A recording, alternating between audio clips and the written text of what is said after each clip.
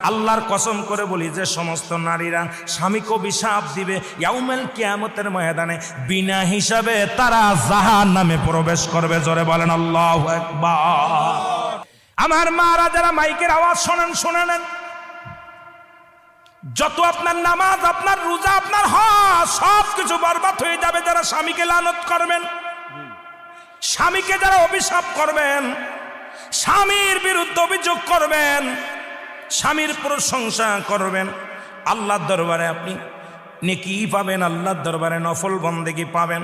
সারা রাত পরে আপনি ইবাদত করেছেন, আর একবার বলেন, আপনার মার কাছে বলেন, বোনের কাছে বলেন, ভাইয়ের কাছে বলেন, ভাইরে তোমার দুলোবাইটা কত সুন্দর, উনি ফরেজগার মানুষ, নামাজি মানুষ, আমাকে ভালোবাসে। যদি স্বামীর প্রশংসা করো, এই দুনিয়ার মধ্যে নফল ইবাদত হয়ে যাবে, তোমার নেকি হবে, আমলনামায় লেখা হবে। নবীজি বলছে অধিকাংশ মহিলা